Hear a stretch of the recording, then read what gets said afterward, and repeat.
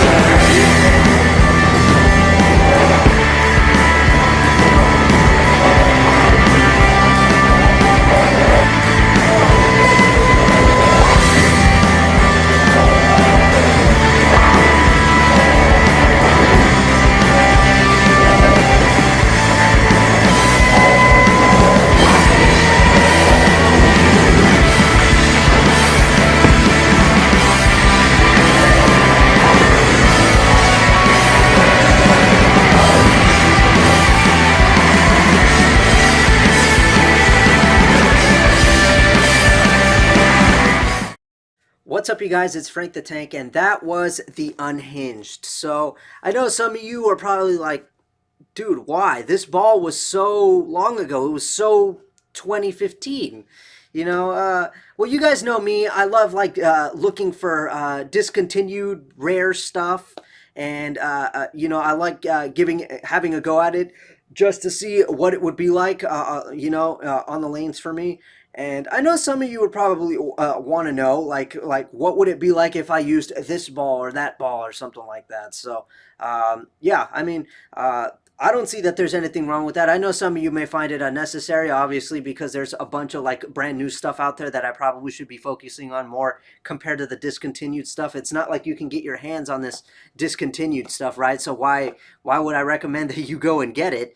But yeah, I just like to do it for fun. I mean, why not? It's always fun to find that rare stuff. Like, come on, let's be honest. You guys would love to find a Belmo spare ball out there, right? So, yeah, that's part of the reason why I decided to do it, and expect a lot more of this discontinued bowling ball review stuff to be coming, because I love to do it, and I know even though some of you question it, like why.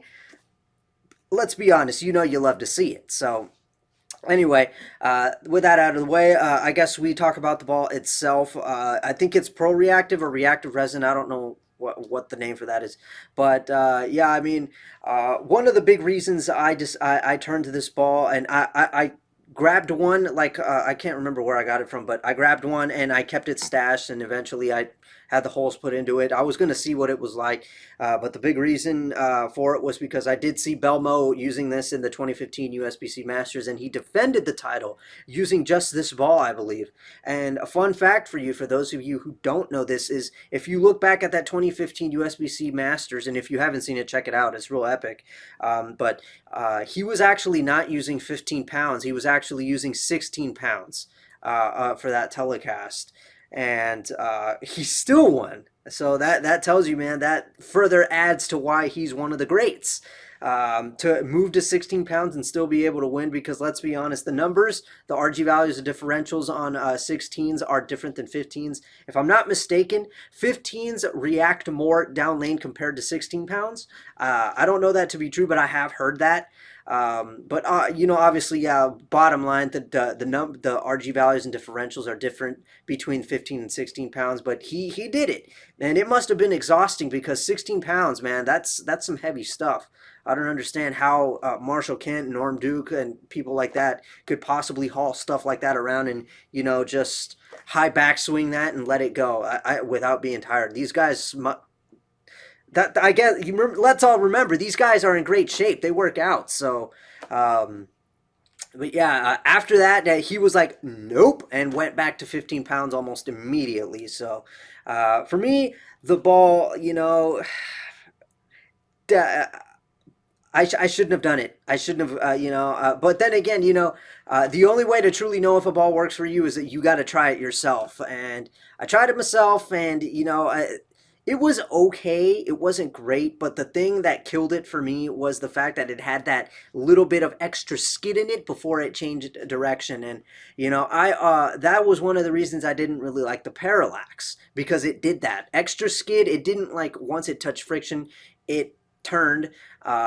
It had that extra skid to it, and that for me makes it difficult to read, to like fully, like when I throw the ball, like it makes it difficult to me to like to know, was it a good shot, was it not. And with this one, I had seen videos before I had gotten the ball, just to know what I'm getting myself into, and I thought, okay, so it's got that extra skid in it, and that's going to make it a little difficult for me, especially if I put like an aggressive layout on it. So what I did to even that out was I went for that, I believe it was 75 by 4 by 45 layout that I put on it, and that is I want to say a weaker layout, because it allows me to play like I would say board 17. So yeah, I'd be on that right side of the lane. It'd be a lot easier for me to play those like tighter angles with the ball that has that extra skid in it. So that's what I decided to go for, and it worked out quite well. So I pulled in another decent 600 series. I think it was almost 700, but despite that, I wasn't really, happy out there with it. It just, I mean, I know a lot of you are like, well, it still rolled good for you. Yeah, but, wasn't happy in the end. Again, I've got my preferences. That wasn't one of them.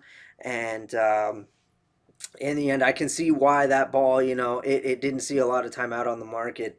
Um, but now I know. Now I have my answer. Now you guys have an answer. What would it be like if I used the unhinged? And yeah, not cool. But I'm genuinely surprised that I got. I mean, the first and second game where I played normally, I knew I was going to be able to pull something out of the hat. But that third game, I felt like, oh boy, this is going to be super, super difficult with that extra skid in there that I do not like because I struggle with it. Um, I still managed to work it out because what I did was, I guess, mentally, I kept it like, I kept it cool for that third game. Like what I did was, if I would watch the ball when I threw it down, and I would watch it, and I would watch for the path to see it if it traveled, and if it struck, I would be like, okay, remember this. And what I would mainly remember was where I laid it down, and I would watch where it would go, like the first 2 or 3 feet, and like through the arrows. And I told myself, okay, remember that. Now, if I can nail that lay down area and where it goes for the first 2, 3, 4 feet, especially through the arrows. If I can nail that path, I know I'm going to be able to, strike because I know that's the path. So if that makes any sense, if you guys know what I mean when I'm saying that. So that's how I was able to reel in a pretty good 200 plus game for game three. But in the end, no, not for me. That ball is long gone. It's been long gone, actually. This one was like, I guess you could say, pre-recorded. I don't even remember when I did it. It must have been like more than a month ago from when I'm talking to you guys.